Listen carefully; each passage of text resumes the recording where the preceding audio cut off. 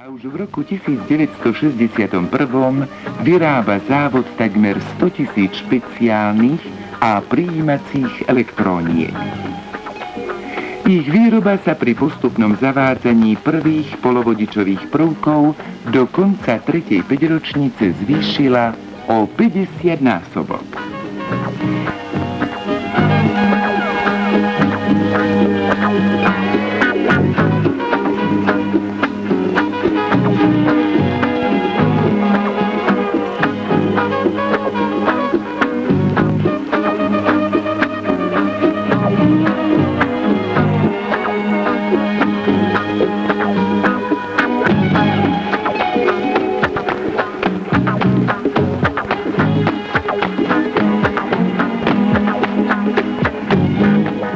Zatiaľ, čo v provizóriách sa výroba z roka na rok rozširovala, boli dokončené projekty a začala výstavba nového závodu Tesla v Piešťanoch.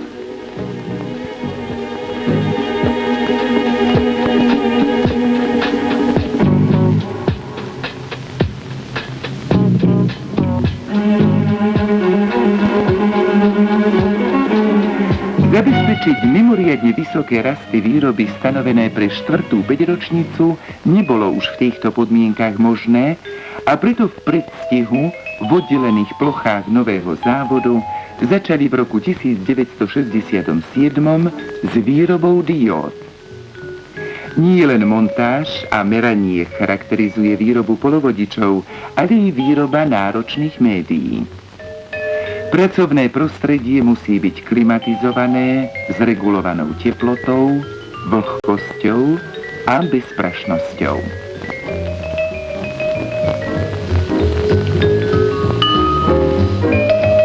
Základným materiálom pre výrobu polovodičov je mimo iných materiálov monokryštalický kremík. Pred vlastnou výrobou systémov je potrebné ho mechanicky spracovať a skontrolovať jeho parametre.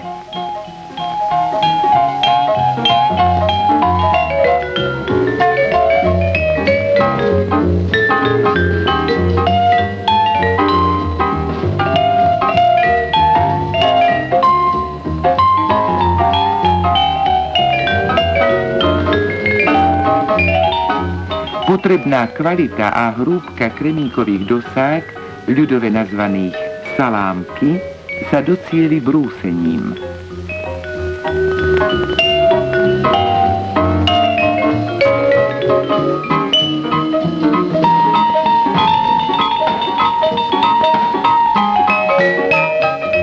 Ďalšiu operáciu prípravy kremíkových dosák, planárno-epitaxných prvkov pred hromadnými operáciami výroby systémov predstavuje vytváranie epitaxnej vrstvy kremíka. Vytvára sa pri vysokej teplote rozkladom tetrachloridu kremíka vo vodíkovej atmosfére.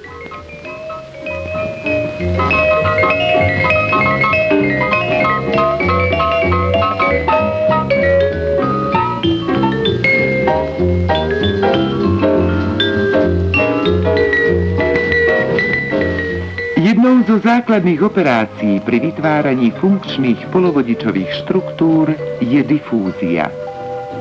Po povrchovej úprave kremíkovej dosky prebieha za vysokej a presne regulovanej teploty difúzia potrebných prímesí do kremíka.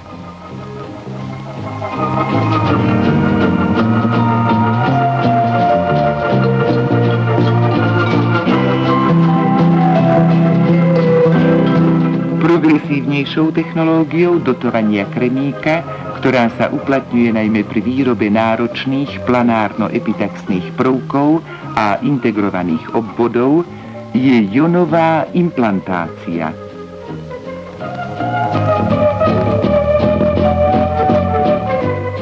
Vysoká presnosť až 1 mikrón, najmä malé vzdialenosti jednotlivých funkčných častí polovodičového prvku, si vyžiadali aplikáciu možnosti fotometód, ktoré sa používajú aj pri fotolitografických operáciách.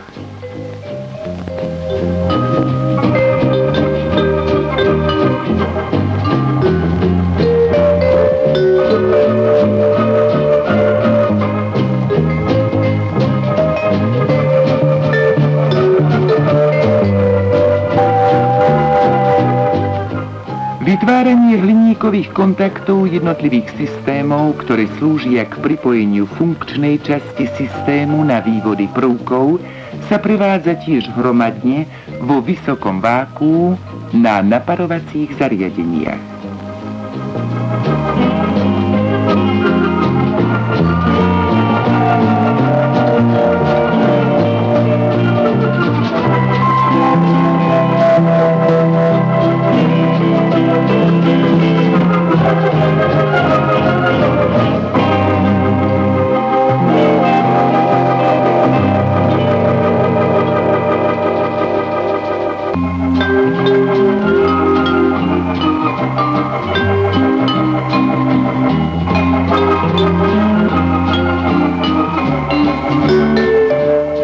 Každý systém sa podarilo urobiť dobre.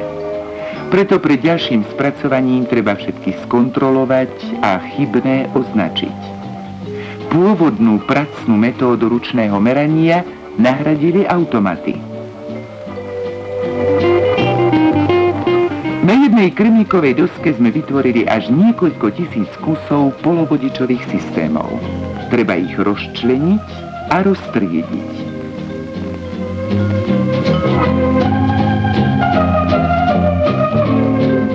Jedna z najprogresívnejších metód montáže a púzdrenia bola aplikovaná pri výrobe prvkov v púzdre DO35.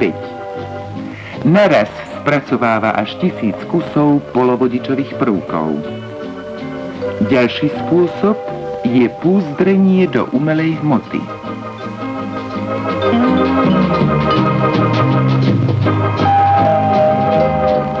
Kontrolované systémy varikapov sa ukladajú do zásobníkov, ktoré umožňujú čiastočnú mechanizáciu ich prispájkovania na prívodový pás.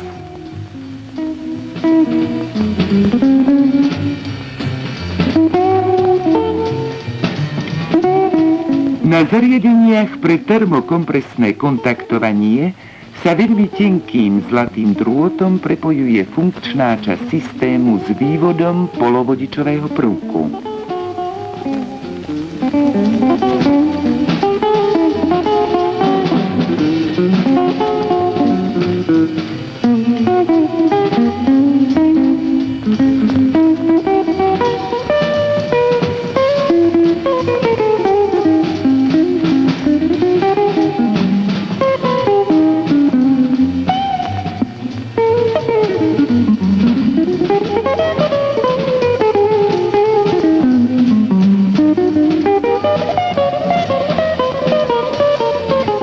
Po nasledujúcej kontrole sa systémy varikapov hermeticky uzatvárajú do púzdier z umelej hmoty.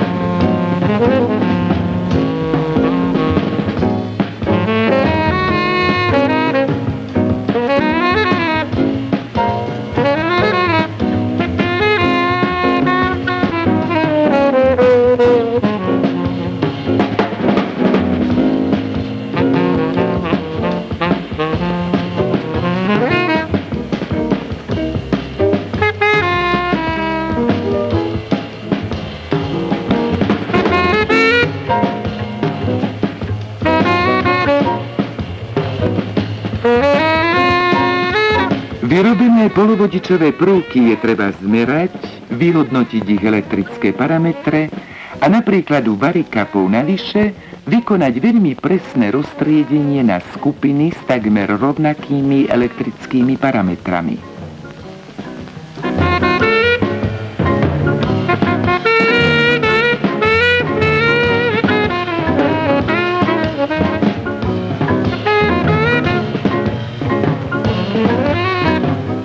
Na tomto tercetovacom zariadení možno dokumentovať nielen dobrú prácu výroby polovodičov, ale aj vlastného vývoja a výroby technologických a meracích zariadení.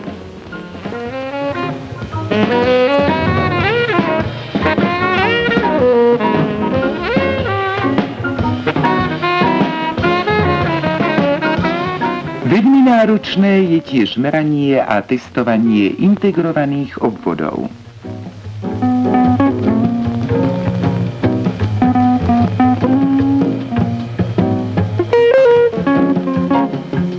širokého sortimentu polovodičov, ktoré sa v Tesle vyrábajú, si zaslúži pozornosť pre vysokú sériovosť výroby usmerňovacia dióda KY130.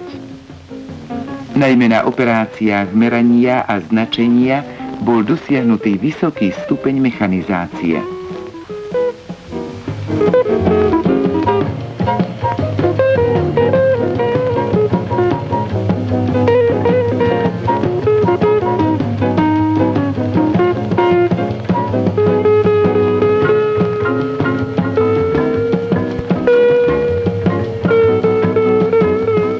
Predpokladom technickej úrovne a ekonómie výroby prvkov sú fotolitografické masky. Ich výroba hlavne pre integrované obvody sa nezaobíde bez zložitých grafických a optických zariadení, riadených výpočtovou technikou, ktorá je základným predpokladom perspektívneho zabezpečovania modernej výrobnej technológie, merania a testovania. Vedenie závodu v úzkej spolupráci so straníckymi a odborovými orgánmi veľmi cieľavedome dbalo aj o oblasť sociálnej starostlivosti. Zamestnancom slúži moderne vybavená jedáleň s dennou kapacitou 1400 jedál. Prejavom starostlivosti o zamestnané matky bolo i vybudovanie závodných jaslí a materskej škôlky pre 110 detí.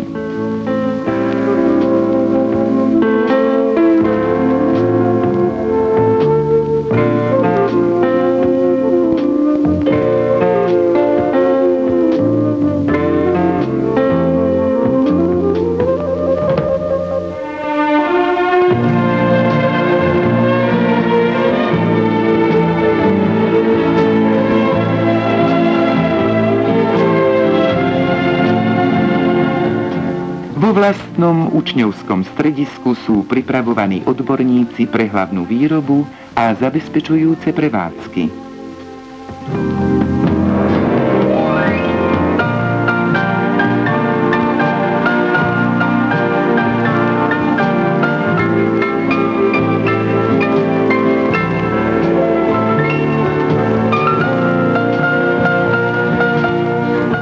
Zdravotnícke stredisko sa sústavne rozširuje o ďalšie odborné služby a vybavenie ako lekáreň, elektroliečbu a zubné laboratórium.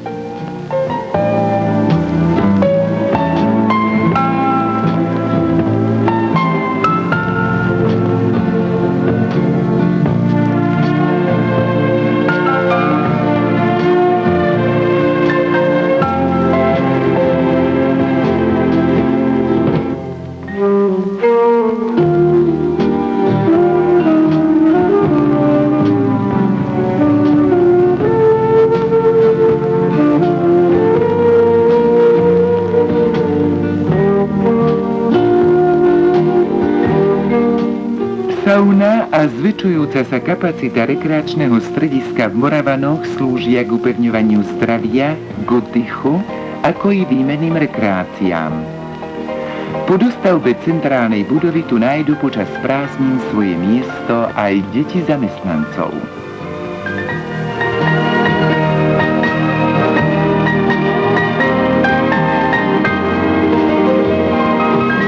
Veľká časť pracovníkov závodu býva v nových, moderných bytoch.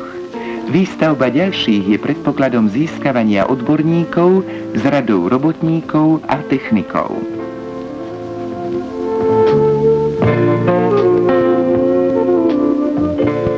Tesla v Piešťanoch sa za roky svojej existencie stala nielen významným výrobným závodom.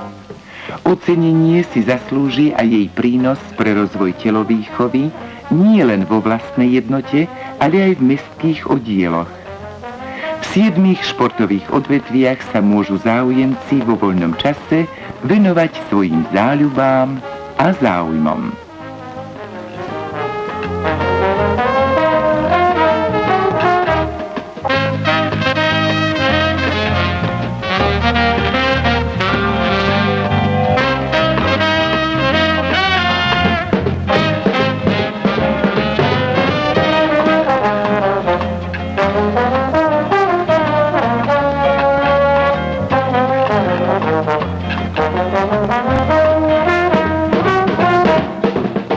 Život v piešťanskej Tesle sa skutočne nezastavil. 15 rokov v ľudskom živote nie je veľa, ale v živote Tesly je každý z nich naplnený statočnou prácou. A práve vďaka tejto práci z komunistickej strany Československa. Vývojom najprogresívnejších prvkov v oblasti polovodičovej techniky si závod vytvára predpoklady perspektívneho rozvoja svojho výrobného programu. Doterajšie výsledky sú zárukou, že aj z práce rokov budúcich budú mať pocit hrdosti nielen pracujúci závodu, ale i celá naša spoločnosť.